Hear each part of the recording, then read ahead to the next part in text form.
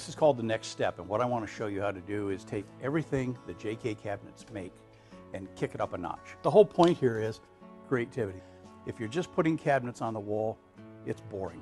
This is what contractors do, and there's nothing wrong with that, except if you do it over and over and over again and expect different results and higher sales, it's not going to happen. Valances, everybody knows what a valance is. We're stretching, we're spanning between two areas. A couple ways we can get there. This is one way that I've elected to do. This is all JK stuff. Now, their longest valance is what, 72 inches? 60 is the standard. I can get up to 12 feet. Now, how did I do that? Well, number one, I took their long valance and I cut it in half. I built boxes on either side of the cabinets so I could push the valance in closer. And then in behind it, I separated it. But in this particular job, I went a step further. What I did is I took a panel, a refrigerator panel, and I had my guy cut an arch in it. Now I have that raw piece of wood on the bottom. So my guy took a tall filler and he cut a 32nd of an inch strip off the edge of the filler that's finished. And we glued that up underneath the valance. You need a pretty good installer to be able to put this stuff together. Before I even get back to the client with the final design, I'll go to my installer and say, you know, what do you think it's going to take to do this? A good rule of thumb is everything takes a day. Figure it's going to take a day to make that valance. Other areas. This is the typical pantry you find in a home. You know, bifold doors, nice, clean, pretty, but it's boring. They want to put pantries in there because it looked pretty. Well, I could have just put full height pantries in there and made it all pretty, but I decided no. I have a thing for painting the interior of things black. Okay, it makes it jump. Now here, what I did is I put 84-inch cabinets in. You know, we have really tall, so there's 9-foot ceilings, but you can do this with 84-inch cabinets and leave just a little bit of space up there. Or you can put 3 small pantries in and leave the center one down a little bit and pull it forward. So what's happening? You know, you're getting these different definitions of lines. Anytime you create more lines, it's more interest.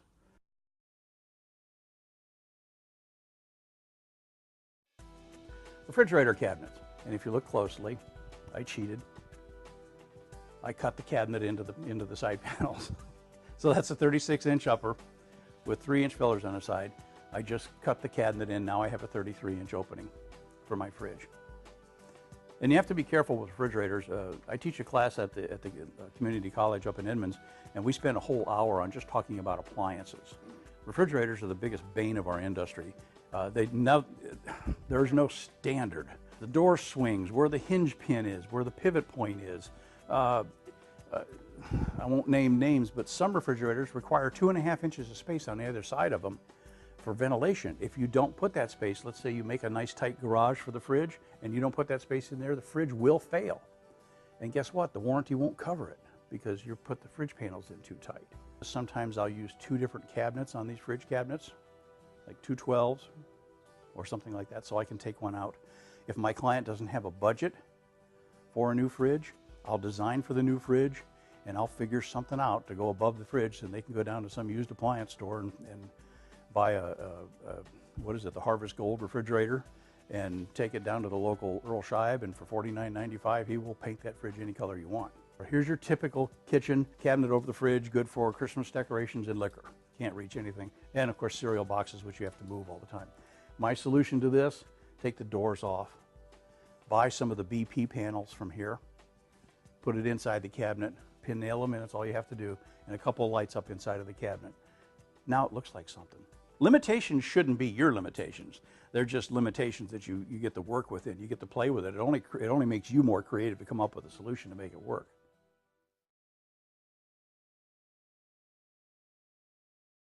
This is the speed that the designers think they're moving. This is the speed that contractors think you're moving. You know, a designer can't work fast enough for the contractor, for the installer, or for the client in some cases.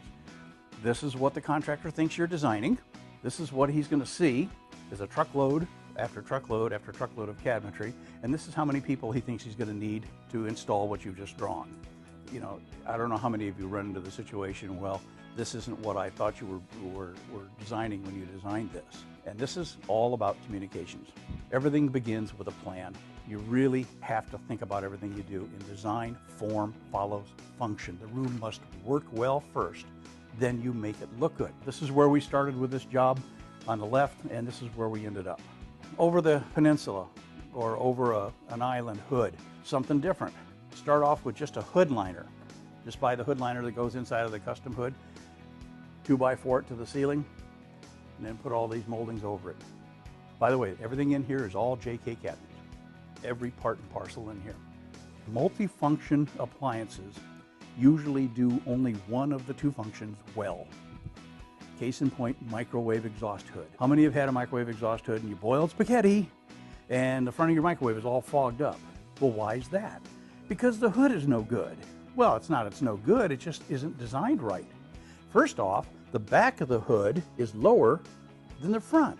Well, what happens when smoke comes up here now? Where's it gonna go? Forward. Okay. Of course, if they did it like this, then you'd have hot steam dripping on you. Yes, they have a 300 CFM fan in there, or a 400 CFM fan, cubic feet of air per minute, but they put this big mesh filter in front of it, which effectively cuts it down to 150 CFM. Then they have this ductwork. It's about the size of a hefty Slurpee straw. Okay. And then I'm sure whoever installed it put a bunch of corners on it, so now it's like blowing through a straw and pinching it. It just doesn't work.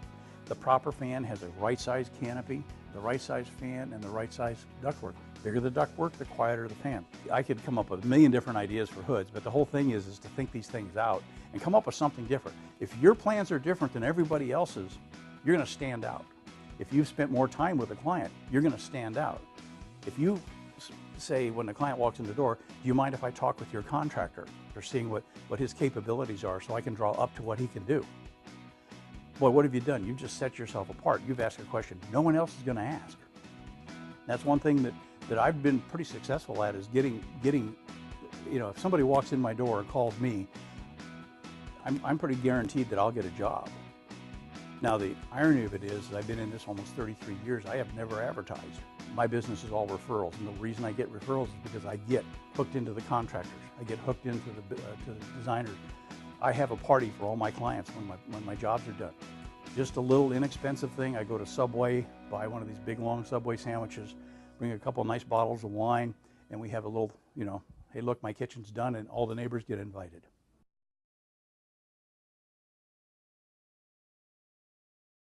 Toe spaces. It's like the fifth wall. The fifth wall is the ceiling, by the way, in case anybody doesn't know what that is. It's the forgotten area. The toe space is a forgotten area. So what I've started doing, I've started to come up with some ideas for the toe space. Here's some more moldings. Look what I found in their molding. Turn it upside down and put one of those things on it. You've got a really interesting foot.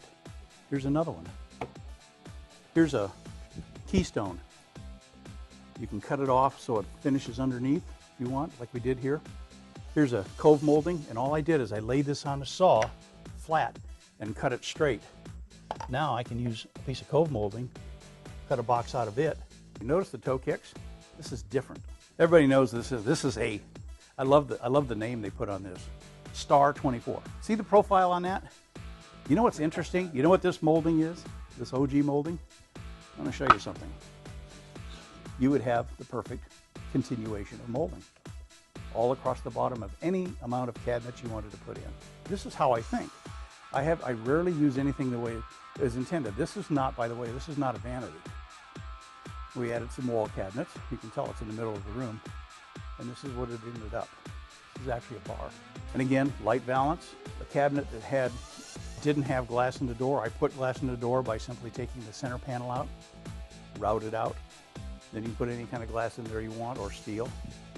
This type of thing works really well, by the way, just as a side note. JK doesn't offer a straight appliance garage. So what I did here is I took a cabinet and just took the bottom off, or turned it sideways, took the door, cut the bottom off the cabinet, and simply put a lift-up hinge on it. The same hinging system they have back here.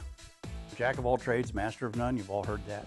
You can't do everything yourself. Try to be either the designer or the installer.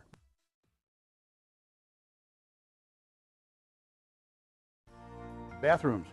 Here's your traditional bathroom that you find in nicer homes. It's all painted white and has a big, huge mirror in it. Here's a sketch I did for the client, leaving the tub where it was and just kind of expanding and doing some suspended vanities. and this is the way it ended up. Now you're going to notice some things here that aren't made by JK Cabinets. Number one, a full height 12-inch vanity cabinet, 12-inch wide vanity cabinet. You know the curved front cabinet that they have that's 24 inches wide? They also make a flat front. All I did was cut that cabinet in half. Use one door on one side and one on the other. And I got really crazy. I hinged it on the bottom and put a basket on the door with some glass.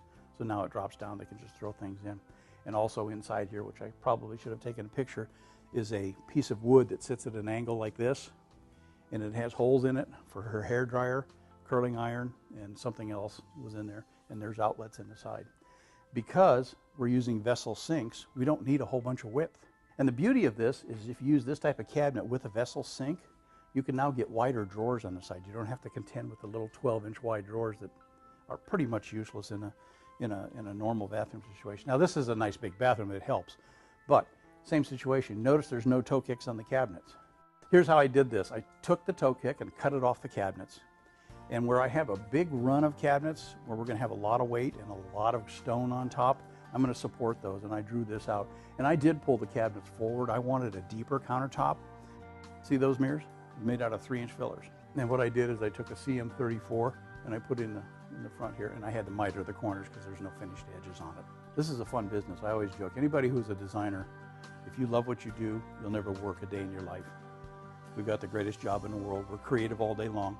We're on a perpetual shopping trip. We spend other people's money and they pay us to do it. I mean, what better job could you possibly have?